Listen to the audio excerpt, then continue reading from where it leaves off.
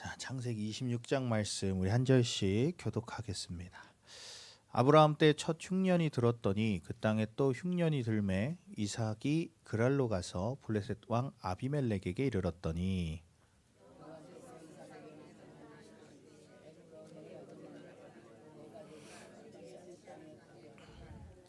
이 땅에 거류하면 내가 너와 함께 있어 내게 복을 주고 내가 이 모든 땅을 너와 내 자손에게 주리라. 내가 내 아버지 아브라함에게 맹세한 것을 이루어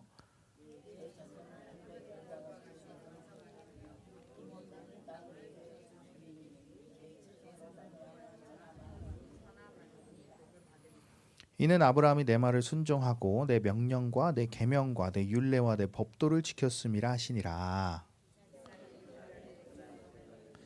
그곳 사람들이 그의 아내에 대하여 물으매 그가 말하기를 그는 내 누이라였으니 리브가는 보기에 아리따움으로 그곳 백성이 리브가로 말미암아 자기를 죽일까 하여 그는 내 아내라 하기를 두려워함이었더라.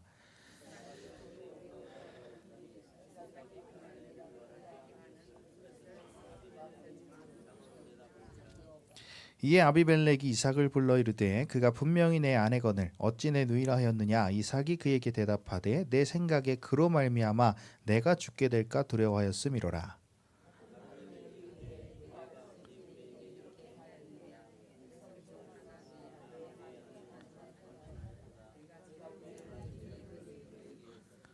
아비멜렉이 이에 모든 백성에게 명하여 이르되 이 사람이나 그의 아내를 범하는 자는 죽이리라 하였더라.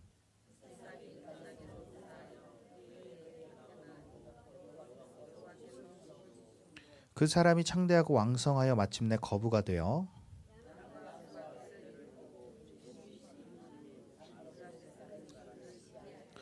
그 아버지 아브라함 때 그 아버지의 종들이 판 모든 우물을 막고 흙으로 메웠더라.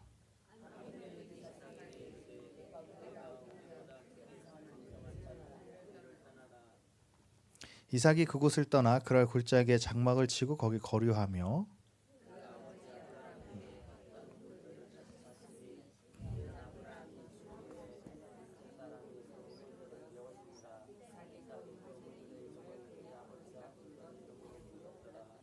이삭의 종들이 골짜기를 파서 샘 근원을 얻었더니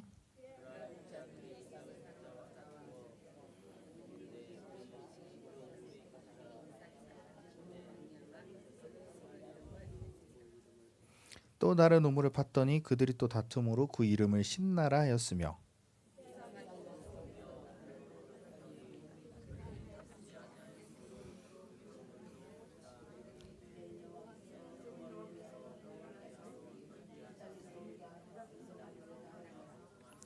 이삭이 거기서부터 브엘세바로 올라갔더니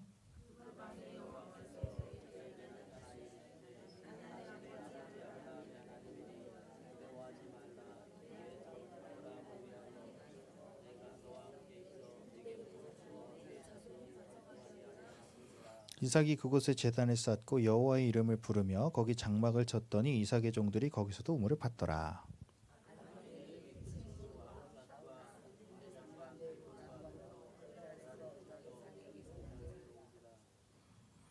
이삭이 그들에게 이르되 너희가 나를 미워하여 나에게 너희를 떠나게 하였거늘 어찌하여 내게 왔느냐.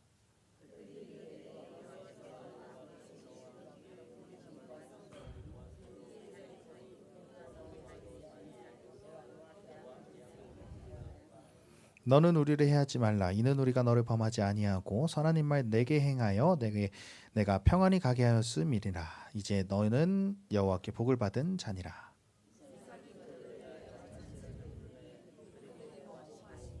아침에 일찍 일어나 서로 맹세한 후에 이삭이 그들을 보내매 그들이 평안히 갔더라.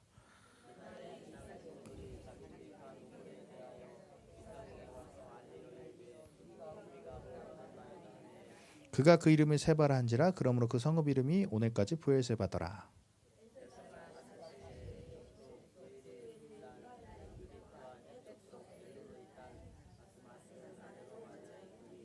다 같이요. 그들이 이삭과 리브가의 마음에 근심이 되었더라. 아멘. 오늘은 창세기 26장의 말씀을 가지고 이삭의 신앙의 성장 과정에 대해서 우리가 함께 살펴보도록 하겠습니다. 할렐루야. 아멘. 오늘 예배 나온 여러분들을 주님의 이름으로 환영하고 축복합니다. 아멘. 날씨가 너무 덥죠. 아멘. 진짜 너무 덥습니다. 자, 이 성경에서는요 여러 가지 주제가 있는데요. 뭐 여러 가지 주가 있는데 그 중에서도 또 중요한 게 하나가 하나님께서 어떠한 인물을 가지고 어떠한 인물을 중심으로 이 일들을 이뤄 나가시는가, 그것이 참 중요하는데요. 한 사람의 초점이 있다는 거죠. 그래서 우리 교회도 한 사람을 세우는 것에 초점이 있습니다. 이 한 사람을 세운다는 게 뭘까요? 한 사람을 세운다. 이 한 사람을 세운다는 것은 이 생명을 낳는다는 거예요. 또 우리가 주기도문 또 팔복 말씀 들었는데 뭐라고 나와요? 제자들이 나올 때 말씀을 시작하셨죠. 생명을 살리는 거고 또 제자들을 또 세우는 거예요. 자, 그래서 우리는 하나님이 나를 통해서 항상 어떤 것을 만들어내는 존재로 살아야 합니다. 아멘. 아멘. 그래서 우리들의 목회의 초점도, 이 교회의 초점도 숫자에 있지 않고 한 사람을 어떻게 세우느냐, 이 한 사람을 어떻게 세우느냐에 있는 것입니다. 이렇게 하나님이 무언가를 만드는 일의 중심에 내가 있다는 것, 이것을 인식하고 그렇게 삶으로 살아가는 단계를 안식 단계라고 하는데, 우리가 지금 창세기 몇 장부터 시작했죠? 서윤아? 다리를 내려주고. 연기야 몇 장부터 했지? 맞추면 선물이 있어요? 아쉽다. 정답은 12장이에요. 정답은 12장이에요. 12장부터 쭉 지금까지 왔는데 이 아브라함의 신앙 성장의 단계가 쭉쭉쭉쭉 있어요. 지금은 이제 아브라함은 이제 죽었지만 이제 무언가를 만드는 일의 중심에 내가 있구나라는 것을 아브라함이 깨달은 게 바로 이제 안식의 단계라는 거죠. 저번에 살펴봤는데 이 무슨 얘기냐? 나도 하나님의 뜻을 알 수 있고 하나님도 나를 통해 이루시는데 거리낌이 없는 거예요. 그런 단계. 이 상태를 이제 아모스 3장 3절과 또 7절에는 이렇게 말하는데요. 우리 한번 볼까요? 아모스 3장 3절과 7절. 어디인지 알아? 너 찾아봐 한번. 자, 아모스 3장 3절. 자, 한번 읽어보겠습니다. 두 사람이 뜻이 시작. 두 사람이 뜻이 같지 않은데 어찌 동행하겠으며. 또 7절 한번 볼게요. 주 여호와께서는 자기의 비밀을 그종 선지자들에게 보이지 아니하시고는 결코 행하심이 없습니다. 자, 자기의 비밀을 말할 수 있는 그런 선지자의 반열. 하나님과의 나와의 관계가 이런 단계가 되는 거예요. 비밀을 말해주지 않고는 결코 행하지 않으시는 이런 단계. 두 사람이 의합지 않고 어떤 일을 행할 수 있냐는 단계. 이게 여호와의 밀실에 들어간다는 소드라는 단어가 있는데 그게 뭐냐? 여호와의 밀실. 그 침실에 들어갈 수 있는 건 부부만 들어갈 수 있는 거예요. 그죠? 하나님과의 나의 관계가 그렇게 그런 은밀한 곳까지 같이 갈 수 있는 비밀이 하나도 없는 그런 단계. 이런 단계라는 거예요. 이것이 바로 안식 단계인 것입니다. 이렇게 된다면 우리의 신앙생활은요 엄청나게 되는 것이죠. 왜냐? 하나님의 뜻을 알고 하나님도 나를 통해서 일하는데 거리낌이 없으니까 신앙생활이 엄청나게 되는 거죠. 우리와 하나님의 관계가 이렇게 되기를 축원합니다. 아멘. 성경은요 이것을 정확히 이야기합니다. 이 모세를 이스라엘의 그런 몇만의 사람들과 바꾸지 않는 사람들로 세웠고요. 엘리야 한 사람의 기도가 의인의 간구로 이 하늘문을 자동으로 열었다 닫았다 하는 그런 역사가 일어나게 되는 것입니다. 우리의 목표가 이렇게 되어야 되는 거예요. 최소 모세 근처에 있었던 그 여호수아까지는 올라가야 된다는 거예요. 그 밑에 머무른 자들은요 타락했어요. 모세가 하나님을 만나러 갔을 때 밑에 있는 사람들은 타락했죠. 정상을 본 사람은요 타락하지 않습니다. 자, 호랑이가 새끼를 낳았어요. 그럼 누가 나와요? 그죠? 강아지가 나올 수 있어요? 도마뱀이 나올 수 있어요? 아니죠. 호랑이는 호랑이의 새끼를 낳을 수밖에 없어요. 새끼 호랑이를. 또 강아지는 새끼 강아지를 낳을 수밖에 없는 거죠. 호랑이에게는 호랑이가 나옵니다. 이 아버지 아브라함으로부터 위대한 믿음의 유산을 받은 이 이삭. 과연 그가 어떻게 살아가는지 한번 말씀을 보도록 하겠습니다. 먼저 1절부터 6절은요. 고난에 대해서 나옵니다. 우리 1절 말씀 한번 볼게요. 1절 말씀 우리 함께 창세기 26장 1절 말씀 함께 읽겠습니다. 시작.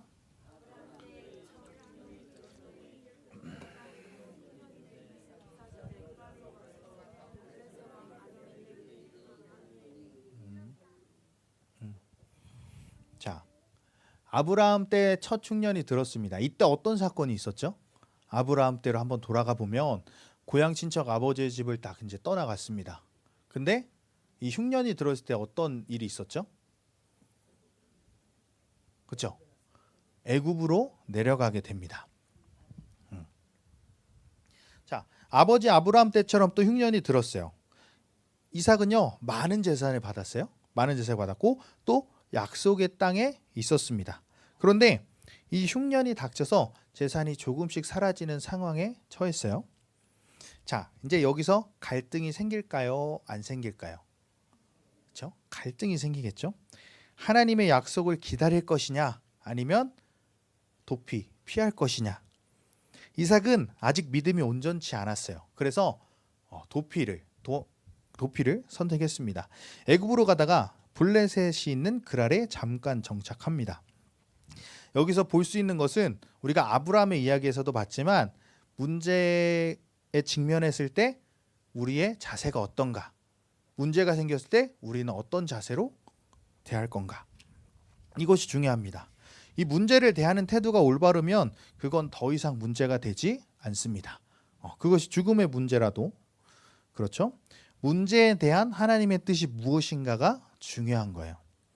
예레미야 33장에 보면 이제 예레미야가 시대 뜰 구덩이에 이제 갇혀요. 거기서 죽음의 위기에 직면합니다. 그런데 예레미야는 거기서 이제 죽었네. 어떡하나. 그렇게 하지 않고 하나님의 뜻을 물어봅니다.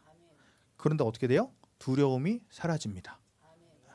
오늘 맞이한 문제 가운데 이삭이 들어야 할 것은 뭐예요? 하나님의 음성입니다. 그런데 기도도 안 해보고 믿음이 온전치 않으니까 무조건 애굽을 향해서 달려가게 되는 거예요. 아멘.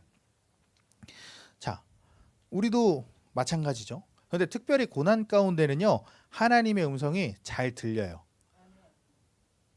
똑바로 앉아. 다리 올리지 말고 똑바로 앉아요. 서연아, 허리 펴고 내려놓고 나봐. 앞에 다리 하지 말고. 자, 고난 가운데는 하나님의 음성이 잘 들립니다. 그런데 왜 안 들리느냐? 왜 안 들릴까요? 왜냐하면 안 들으려고 애쓰기 때문이에요. 이게 또 무슨 말일까요? 안 들으려고 애썼나? 왜냐하면 어떤 일이 발생했습니다. 무슨 일을 저질렀어요? 어떤 문제가 생겼어요? 그러면 내 생각, 내 계획이 벌써 머리로 싹 돌아가요. 그렇기 때문에 들리지 않는 거예요. 여러 가지의 채널을 켜놓으니까 하나님의 음성이 들리지 않게 되는 거예요. 우리는요 이 고난뿐 아니라 늘 내 것을 내려놓고 하나님께 기도하면서 그 음성을 들을 수 있어야 합니다. 아멘. 아니면 절대 들리지 않게 됩니다. 오늘 흉년을 피해서 이 애굽으로 가다가 블레셋이 있는 그랄에 거주한 이삭의 아버지에게 그랬던 것처럼 하나님이 나타나십니다. 자, 이 고난 가운데 하나님의 음성은요 늘 항상 들리게 되어 있습니다. 자, 그래서 2절을 한번 볼게요. 2절 말씀. 자, 함께 읽어보겠습니다. 시작.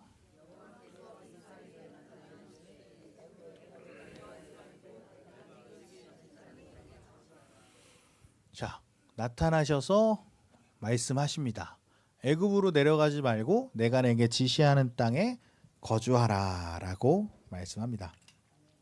야, 재산 걱정하지 말고 약속의 땅에 있어라라고 말씀을 하시는 거죠.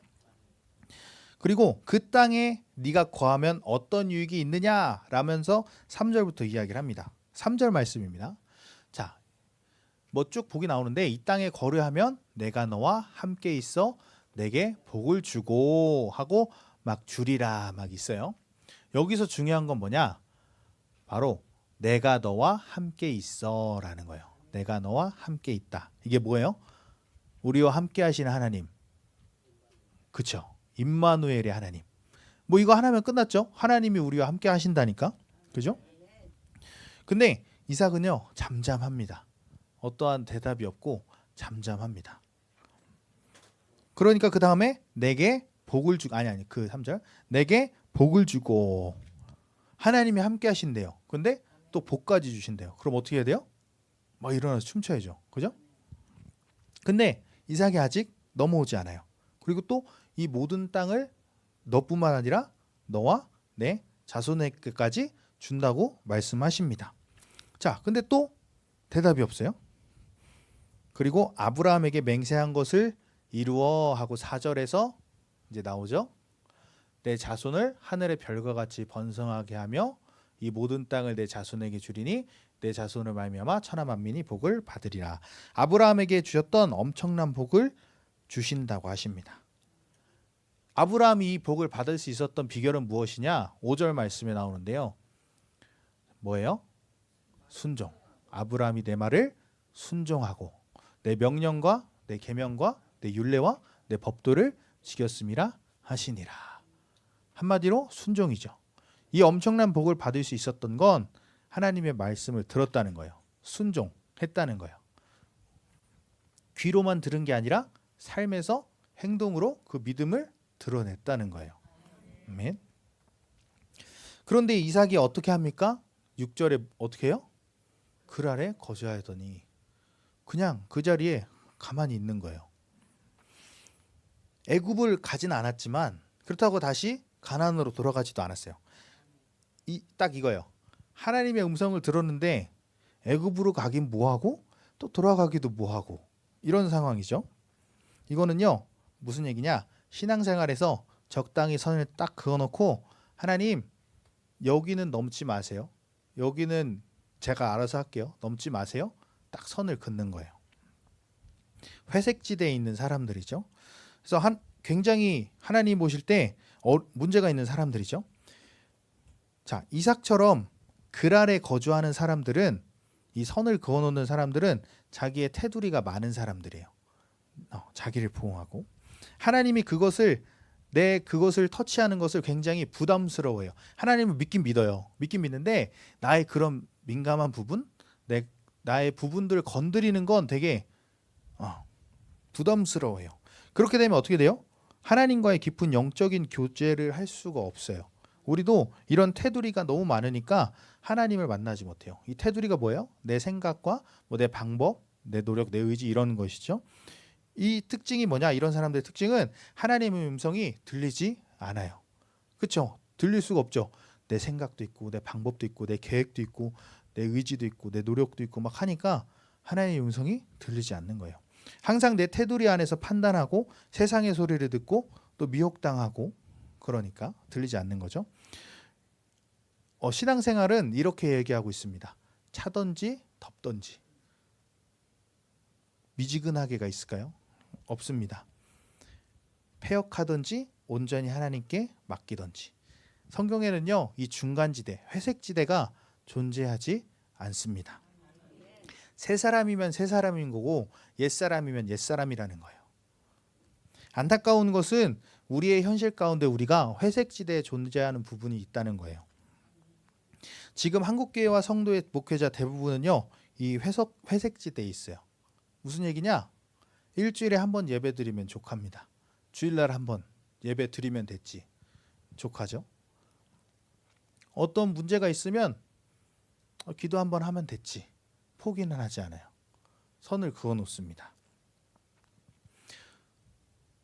예배도 그냥 대충 들었다가 오고 그리고 삶은 내 마음대로. 또 우리 계속 말씀 가운데 나오는 게 있죠. 이 믿음이 우리의 삶에서 드러나야 된다. 또 주일 말씀 가운데 오직 의인은 믿음으로 말미암아 살리라 했을 때 의인은 뭘로 살아야 돼요? 오직 믿음으로. 그게 뭐예요? 삶에서 그렇게 살아야 되는 거죠. 근데 그렇게 하지 않는다는 거예요. 신앙생활은요, 내 생명을 완전히 맡기고 주님의 뜻대로 살기를 작정하는 것입니다. 예배, 기도, 11조, 말씀, 교제 이런 것은 기본이에요. 기본. 신앙생활의 기본. 이런 사람만이 영광을 볼 수 있는 거예요. 베드로처럼 예수님 부인했잖아요. 완전히 죽기도 그렇고 안 죽기도 뭐하고. 근데 예수님 따라는 가. 근데 부인해. 이게 회색지대에 있는 사람입니다. 하나님의 영광을 본 사람은요, 두렵지 않습니다. 자, 폴리캅이라는 사람이 있는데요.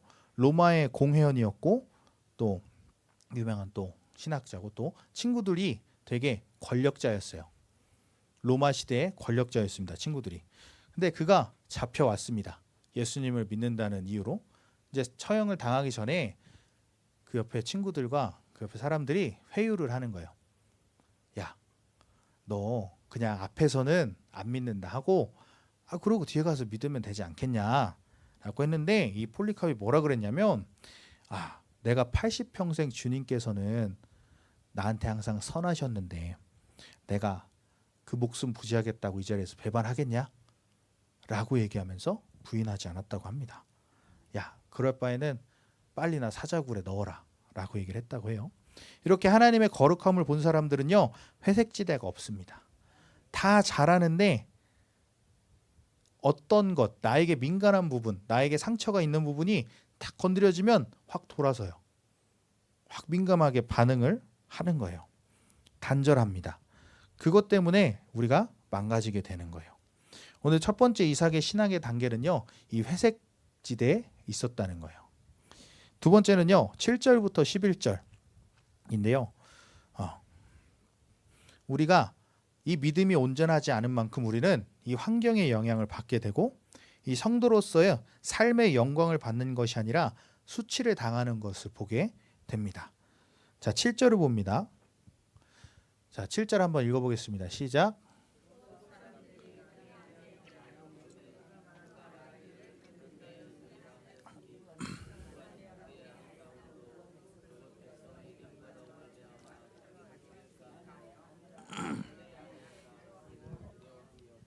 이거 어디서 본 거죠?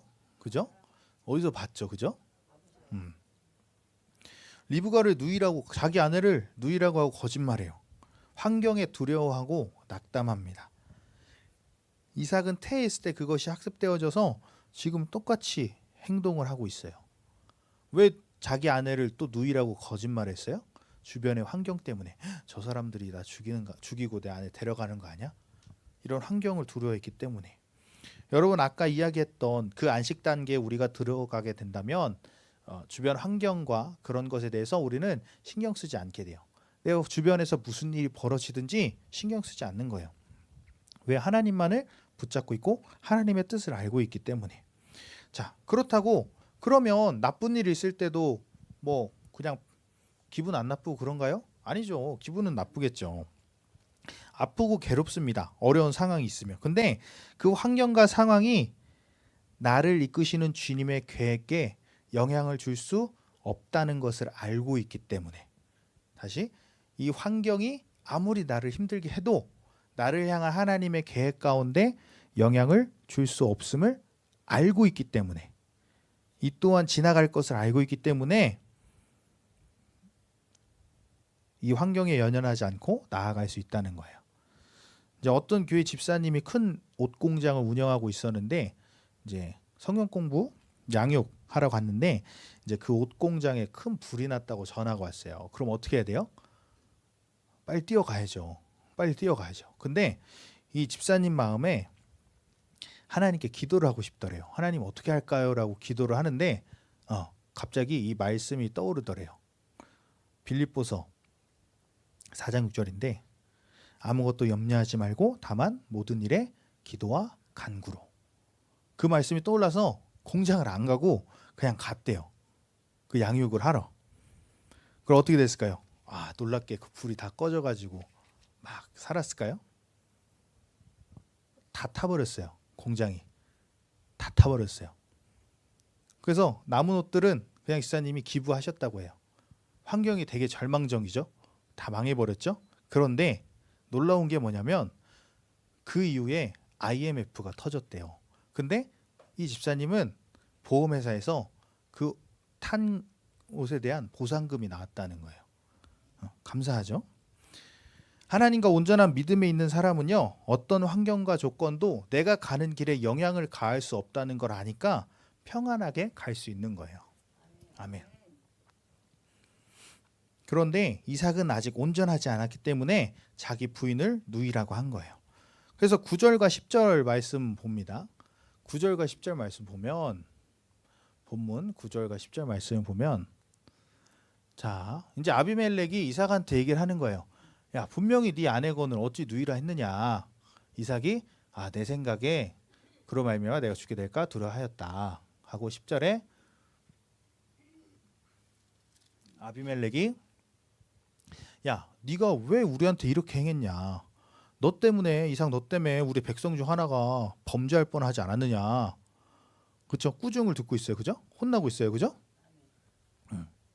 이것도 어디서 본 것 같죠. 그죠? 아브라함의 때에도 이런 일이 있었는데 이걸 보면 떠오르는 사자성어가 있습니다. 뭐예요? 부전자전. 그죠? 그 아버지의 그 아들이에요. 여러분, 가문에 흐르는 영에 대해서도 또 이야기를 했었습니다. 그죠? 여기서 볼 수 있는 것은 영은요, 학습되어진다는 거예요. 그 가문에 뭔가 그 중요한 죄가 막 흘러서 전이 되고 그런 건 아니지만 이 흐른다는 얘기는 그 영의 영향력이 주변에 있기 때문에 더 쉽게 취약하게 당한다는 얘기예요. 그래서 흐르는 영이라고 표현하는 건데 이 영은요, 학습되어진다는 거예요. 우리 예안이도요, 제가 옆에서 무슨 말하면 다 따라해요. 아까도 저녁 먹을 때 이거 내 건데 하니까 내 건데 하고 막 따라하더라고요. 애기들이 그렇게 주변에서 쉽게 배우듯이 우리의 영도 그것을 다 배운다는 거예요. 우리의 영은 무언가를 해서 또 배우는 게 아니라 영이 있는 그 자체만으로도 그를 빨아들인다는 거예요. 좋지 않은 영도 계속해서 빨아들인다는 거예요. 그 가정에 불신의 영이 충만하면 그 불신의 말과 행동을 보고 그 영향을 받으면서 자라는 거예요. 그렇게 되면 그 가문에 불신의 영이 계속해서 흘러가게 되겠죠. 그래서 말한다고 변하지 않는 거예요. 성도들도 똑같습니다. 목회자가 하는 대로 따라갑니다. 그래서 여러분, 목회자를 위해서 많이 기도해 주셔야 됩니다. 아멘. 또 온전하지 않으니까 이렇게 세상의 수치를 당하는 거예요. 지금 우리 한국 교회들 그래도 저 어렸을 때만 해도 목사님이라 그러면 그래도 목사님이시구나. 교회 이런 약간 존경심은 아니고 그래도 약간 그런 게 있었어요. 근데 지금은 교회 다닌다. 목사님이다 하면 더 경계래요. 저 목사님 사기꾼 아니야? 너 교회 다니니? 그래? 더 이상한 눈빛으로 본다는 얘기죠. 자, 교회가 세상을 염려해야 되는데 세상이 교회를 염려하는 거예요. 너가 하지 마. 다리 내리고. 교회가 세상을 염려해야 되는데 세상이 교회를 염려해요. 얼마나 창피해요. 그죠? 너무 창피해요. 그죠? 이런 창피함이 지금 우리 한국교회의 모습이에요. 그래서 우리들이 이 담임 목사님을 위해서 철저하게 기도해야 돼요. 제가 이제 전에 부목사 생활을 또 전도사 생활을 할 때 이제 성도들이랑 같이 붙어 있잖아요. 또 전에 있을 때는 담당하는 그 어르신들 진짜 많았는데 또 부목사니까 여기저기 일하시는 거 들여다보고 막 하면은 뭐 어느 교회나 마찬가지예요. 꼭 그 얘기 쑥덕쑥덕 하는 게 있어요. 그죠? 들으면은 뭐라고 하겠어요. 아주 잘 얘기하고 넘어가죠. 근데 그분들은요, 교회를 늘 사랑하고 목사님도 사랑해요. 아니 우리 교회요 하면서 걱정도 많이 하세요. 그래서 그분들한테 꼭 얘기하고 싶은 게 있었어요. 아니 그렇게 교회가 걱정되시고 목사님 교회가 그렇게 걱정되시면 목사님 욕하는 게 아니라 목사님을 위해서 금식을 하든지 목사님 위해서 울면서 기도를 해보시든지 그렇게 하시는 게 해보셨냐 그런 얘기를 하고 싶더라고요. 정말 교회를 생각하신다면 하지는 않았지만 우리는 정말 우리 목사님께서 기도해 주시기를 바랍니다. 아멘. 그래서 성도가 온전해지고 교회가 온전해지면 세상이 교회를 깔볼 수가 없게 되는 거예요. 교회가 세상을 걱정하고 세상을 위해서 기도하고 우리가 영향력을 미쳐야죠. 아멘. 이제 이 뒤에 이삭이 온전한 믿음에 섰을 때 그런 영향력이 나타납니다. 그렇지 않음을 우리가 통곡하고 기도해야 되는 거예요. 교회가 얼마나 능력이 없고 하나님과 동행하지 않으면 이렇게 오늘도 뉴스에 나왔네. 오늘도 또 무슨 얘기가 들리네. 그죠? 그렇게 될까요? 자, 이 에베소서에 보면 그 시대에 이제 강력한 우상이었던 아데미라는 우상이 있었습니다. 정말 많이 전파됐고 엄청나게 큰 신전을 가지고 있어요. 보통 신전 하면은 엄청 크겠죠. 그 파르테논 신전이라는 데가 있는데 거기에 5배에 달하는 신전이 또 그곳에 있었다고 해요. 그쪽에. 근데 그들이 교회에 도전을 합니다. 야, 우린 아데미가 있다. 얘네는 뭐냐? 근데 사도 바울이 주 예수여 당신의 이름의 존귀함을 드러내소서 딱 하니까 이 지구상에 그 아데미 우상이 싹 사라졌다고 합니다. 이게 바로 교회의 권위, 교회의 힘이라는 거예요. 진짜로 실제로 있었던 게 싹 사라졌다는 거예요. 지금 이 나라에 불교가 있죠. 절의 사찰이 있죠. 지금 이 순간 전 세계에 있는 그 사찰 절들이 싹 사라진다고 생각해봐요. 믿어지세요? 믿어지니? 안 믿어져? 실제로 그런 일이 이때 일어났다는 거예요. 이게 바로 교회의 권세라는 것입니다. 또 머리이신 예수 그리스도 몸된 교회, 또 그 발 아래 만물을 우리가 다스리잖아요. 지금 그게 거꾸로 된다는 거예요. 이 만물이 이 교회를 어떻게 하려고 움직인다는 거예요. 몸이 이 발 밑에 있는 걸 다스리지 못하는 거예요. 우리가 이런 교회의 권위가 회복되길 바랍니다. 아멘. 하나님의 교회가 영광이 되어야 합니다. 그런데 이 별 볼 일 없는 믿음을 가지니까 세상이 교회를 걱정해 주는 역사가 일어났습니다. 그런데 그럼에도 불구하고 하나님의 복은 흘러간다는 거예요. 유전이 된다는 거예요. 12절 말씀입니다.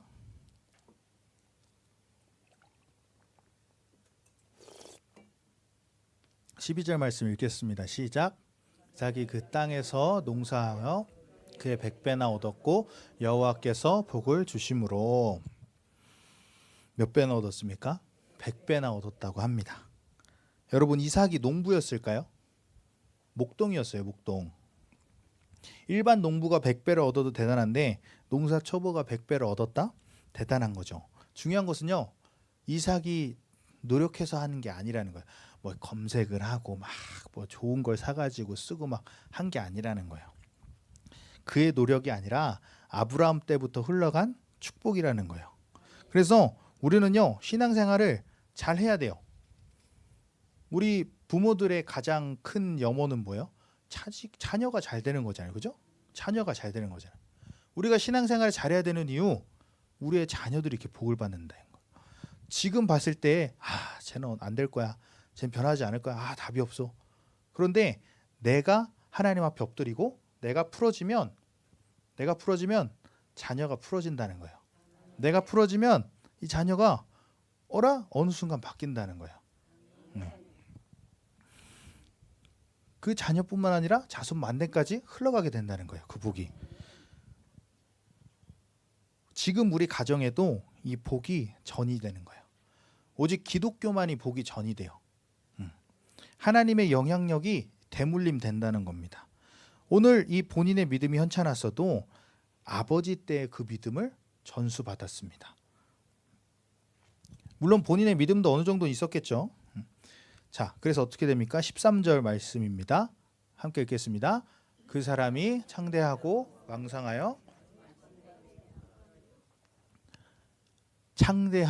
왕성하여 거부가 됐다고 합니다. 그냥 잘된 것도 아니고 창대하고 왕성하여 거부가 됐다고 합니다. 원래도 부자였잖아요. 그죠? 근데 더 이렇게 되었다는 거예요. 여러분의 신앙생활이 이렇게 자손 만대에 영향을 미치길 축원합니다. 아멘. 네 번째로 이제 이삭의 위대성이 나오는데 17절에서 22절까지 나옵니다. 무슨 얘기냐? 이삭이 이제 우물을 파는데 뺏어가요. 파면 뺏어가요. 근데 이삭은 그냥 주고 다시 떠나가요. 또 파요. 근데 또 와서 뺏어가. 싸우지 않고 또 떠나서 또 파요. 여기서 우리가 봐야 할 것은요, 우리의 신앙생활에 온전함이 없더라도 이 정도 수준은 돼야 된다. 이 정도는 되어야 된다는 거예요. 무슨 얘기냐? 자기 소유를 주장하지 않는 사람. 아이고 내 건데 하지 않고 자기 소유를 주장하지 않는 사람. 이 모습이 지금 우리에게 가장 필요한 모습이고 성도라면 마땅히 해야 한다는 것입니다. 왜요? 만왕의 왕인 창조주 하나님의 자녀이기 때문에. 온 우주 만물은 누구 거예요? 하나님 것. 또 우리 자녀의 것이기도 하죠. 또 세상을 변화시키는 것은 내가 무엇을 이루고 모은다고 되는 것이 아닙니다. 그분이 보여주신 것처럼 자꾸만 품고 베풀고 허락하고 용서하고 이런 것을 통해서 이 세상이 변하는 거예요. 아멘. 이 땅에서의 성도의 궁극적인 목적은요, 이 하늘의 상급에 대한 것이죠. 하늘 그 상급은요, 이 땅에서 어떻게 나타나느냐? 뭔가 엄청난 축복이냐? 축복은 축복이죠. 내 삶을 내 소유를 주장하지 않는 삶으로 나타나는 거예요. 팔복의 가난한 심령이 되는 거예요. 가난한 심령. 이것이 크리스천의 영향력입니다. 하나님이 이 땅에 우리를 성도로 택하신 이유는 이 세상을 변화시키기 위해서입니다. 아멘. 우리는 의지적으로라도 내 것을 포기하고 내려놓을 줄 알아야 되는 거예요. 세상을 끌어모아서 변화시키는 것이 아니라 내 것을 포기함으로 변화되는 거예요. 로마서에서 위의 권세를 복종하라고 했습니다. 나는 자유자이고 하나님으로밖에 묶이진 않았지만 그 사람을 인정해주고 배려해줄 때 이 세상은 변하게 되는 것입니다. 우리는 내 삶 가운데 내 소유를 주장하지 않아야 합니다. 자꾸 나눠야 돼요. 자꾸. 이 동양 문화의 문제는 뭐냐? 죽기 직전에 반만 알려준다는 거예요. 그렇죠? 뭐 비법을 점수 받으려면 막 몇 년간을 막 고생해가지고 조금씩 알려주고 죽기 직전에 대해서야 야 그거는 말이야 착 하다가 또 다 알려주지도 않고 반만 알려주고 또 끝나요. 또 다음 세대를 잘 키우지 않아요. 그래서 그 고려청자를 못 만든다는 거예요. 지금은 그 후손을 안 키워가지고 만들 수 없다고 합니다. 이 교제는요, 자기가 깨달은 것을 나눌 때 증폭되는 거예요. 그죠? 교제는 서로가 자기의 것을 나눌 때 드러내는 것입니다. 여기서 우리의 소유를 주장할 것이 있을까요? 없죠. 왜? 다 하나님의 것이니까. 아멘. 오늘 이삭의 위대성은요, 자기 소유를 주장하지 않았다는 거예요. 온전하진 않았지만 이삭도 신앙의 갈등이 있었지만 그래도 자기 소유를 주장하진 않았다는 거예요. 이것이 어려워 보이지만 성도의 삶에서는 당연한 거라는 거예요. 다섯 번째, 마침내 이삭의 성숙을 봅니다. 23절 말씀입니다. 자, 이삭이 거기서부터 브엘세바로 올라갔더니, 자, 브엘세바로 올라갔다. 이거는 굉장한 의미가 있는데 이제 가나안 그 약속의 땅으로 이제 다시 들어가는 거예요. 자신이 희생 제물로 드려졌던 모리아산, 이삭은 거기서 여호와 이레 준비하시는 하나님을 경험했어요. 이런 고난과 환난 가운데서 세상에서는 빼앗기고 싸워서 다시 찾지 않았지만 세상에 환멸을 느꼈습니다. 그리고 아무리 흉년이라도 하나님을 만났던 그 장소로 가야겠다 하고 하나님을 체험한 브엘세바로 갔습니다. 이제 이삭이 회심하고 이제 성숙 단계에 들어간 거예요. 고난과 역경 가운데도 하나님이 원하시는 곳으로 들어갈 수 있는 그런 믿음이 생긴 거예요. 자, 24절입니다. 자, 24절 함께 읽겠습니다. 시작. 그 밤에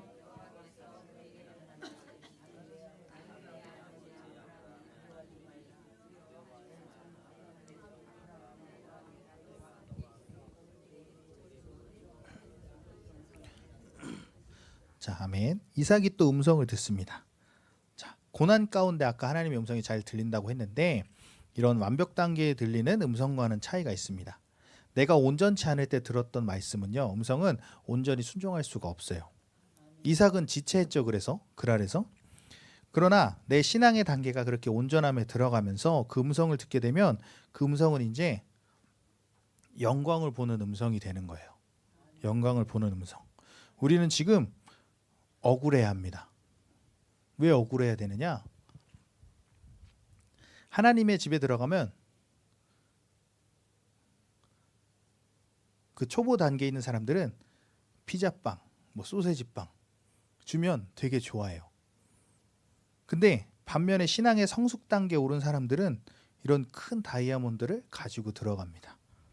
신앙의 초보와 성숙은 차원이 완전히 다릅니다. 그래서 우리는 온전한 신앙생활을 계속해서 추구하고 이뤄가야 하는 것입니다. 오늘 이 온전한 상황에서 음성을 들으니까 어떤 사건이 일어납니까? 25절 말씀 우리 함께 읽겠습니다. 시작.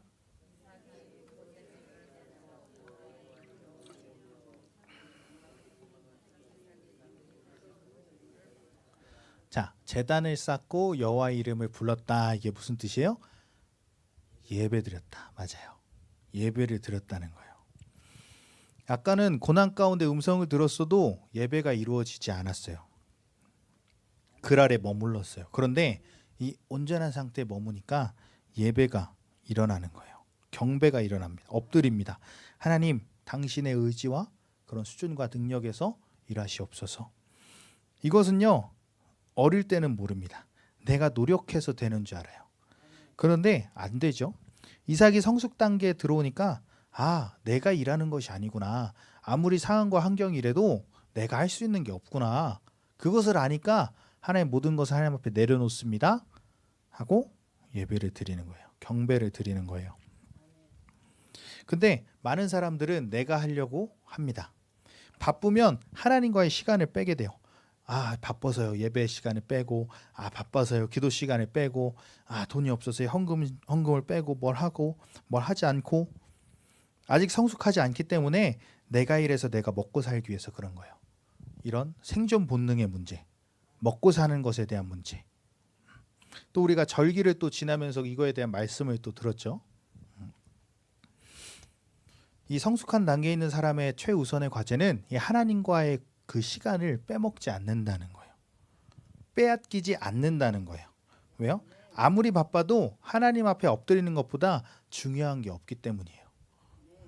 성도는 이런 삶을 살아야 합니다. 내가 하려니까 망가지는 거예요. 왜 내가 하려고 합니까? 코앞에 보이니까?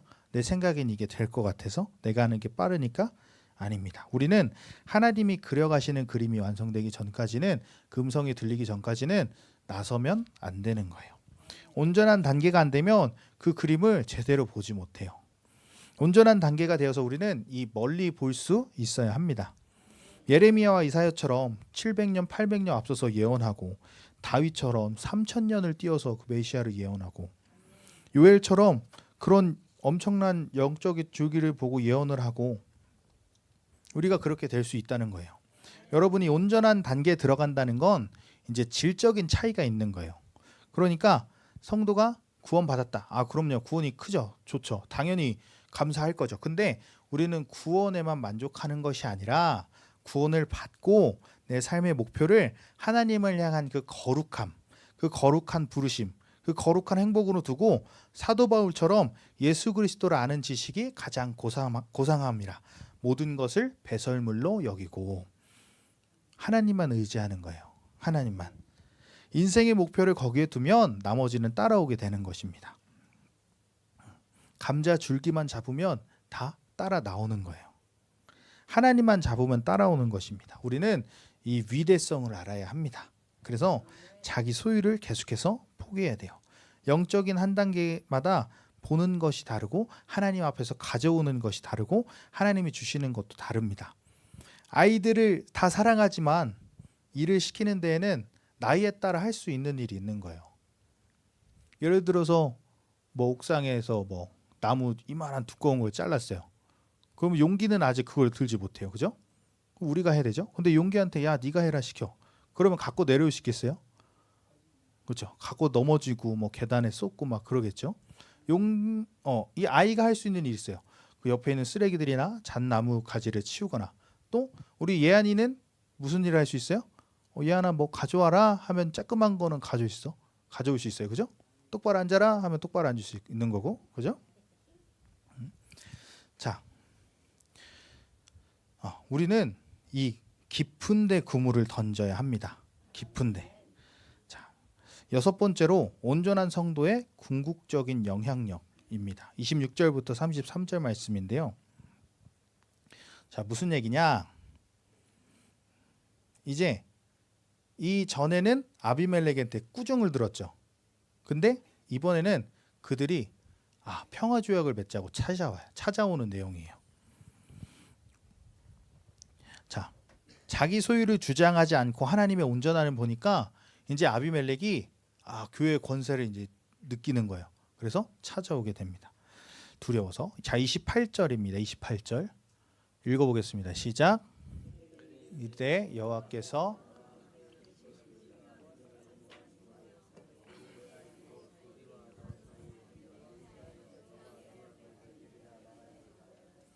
아멘.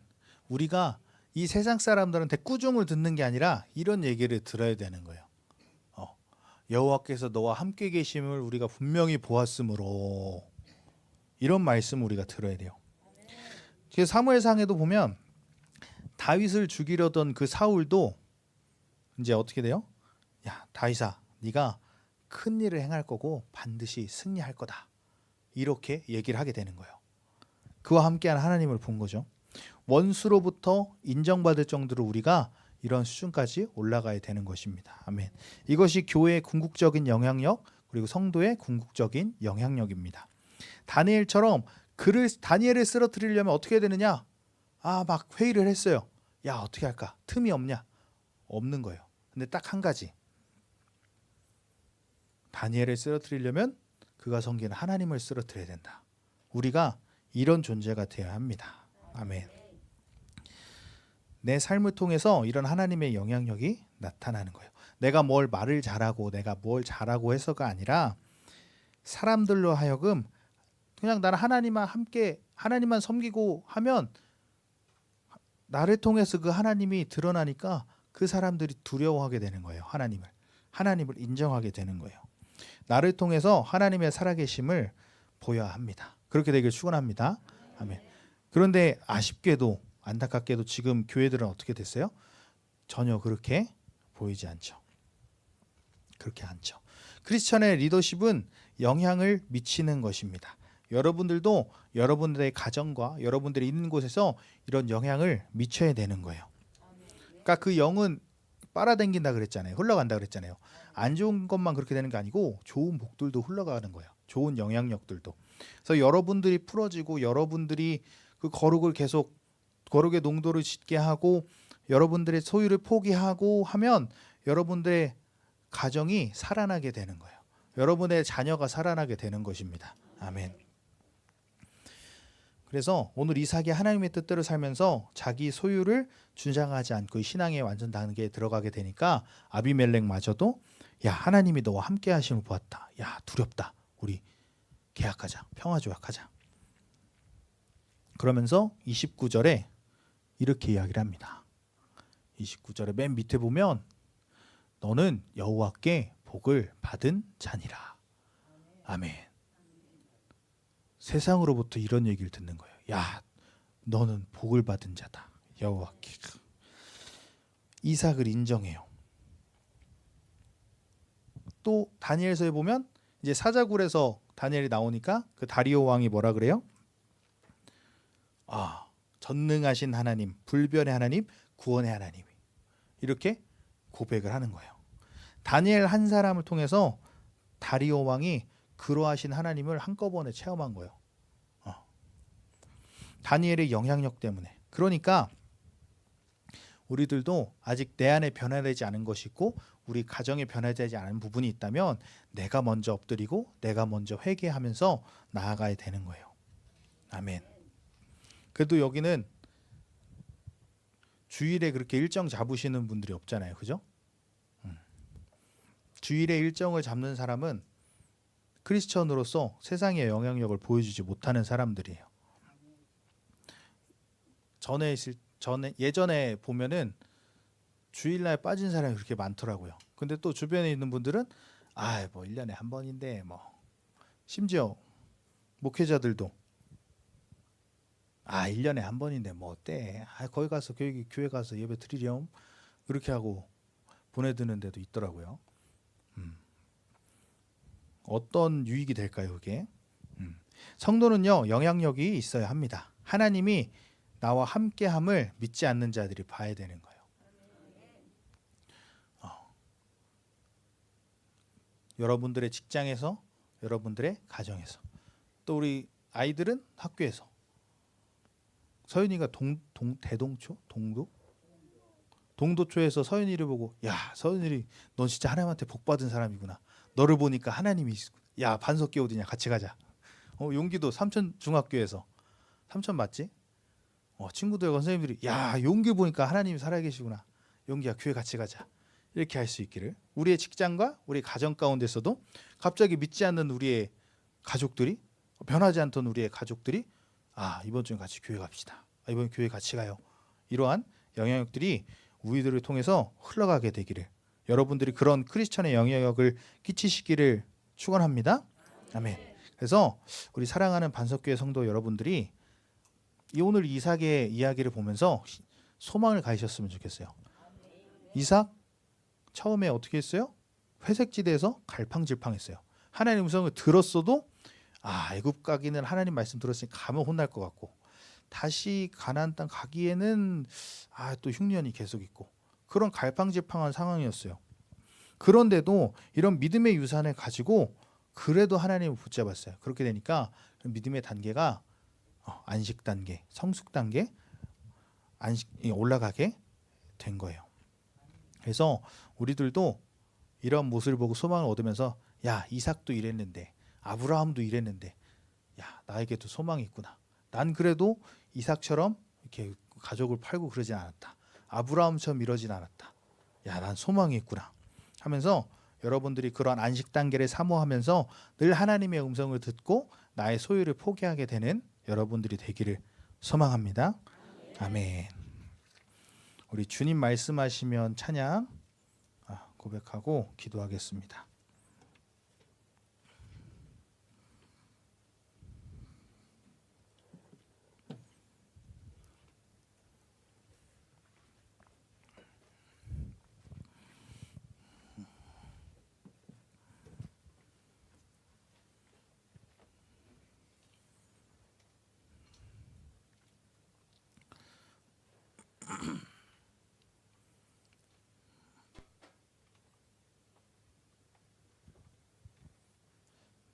마이너스 1 해주세요.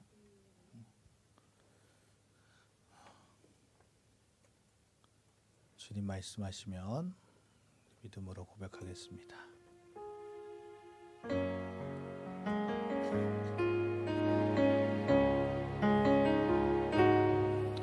주님 말씀하시면 내가 나가리다.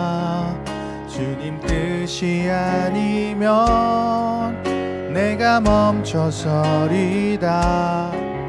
나의 가고 서는 것 주님 뜻에 있으니, 오 주님 나를 이끄소서. 주님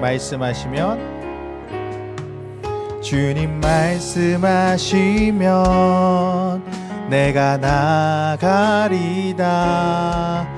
주님 뜻이 아니면 내가 멈춰서리다. 나의 가고 서는 것 주님 뜻에 있으니, 오 주님 나를 이끄소서. 뜻하신 그곳에 나 있기 원합니다. 이끄시는 대로 순종하며 살리니, 연약한 내 영혼 통하여 일하소서. 주님 나라와 그 뜻을 위하여. 오 주님 나를 이끄소서. 주님 말씀하시면, 주님 말씀하시면 내가 나가리다. 주님 뜻이 아니면 내가 멈춰서리다. 나의 가고 서는 것 주님 뜻에 있으니. 오 주님 나를 이끄소서. 뜻하신 그곳에 나 있기 원합니다. 이끄시는 대로 순종하며 살리니. 연약한 내 영혼 통하여 일하소서. 주님 나라와 그 뜻을 위하여. 뜻하신 그곳에 나 있기 원합니다. 이끄시는 대로 순종하며 살리니. 연약한 내 영혼 통하여 일하소서. 주님 나라와 그 뜻을 위하여. 오 주님 나를 이끄소서. 오 주님 나를 이끄소서. 오 주님 나를 이끄소서. 아멘. 우리 시간 기도합시다. 하나님, 우리가 정말 주님 말씀 따라 순종하기를 원합니다. 우리가 이삭처럼 중간에 머물러서 이러할까 저러할까 내 생각을 가지고 움직일 때도 있지만 결국 순종했던 이삭처럼 우리도 믿음으로 순종하기를 원합니다. 하나님, 지금 나의 환경이 어떠하든, 지금 나의 믿음의 상태가 어떠하든 하나님 그것들 바라보지 않게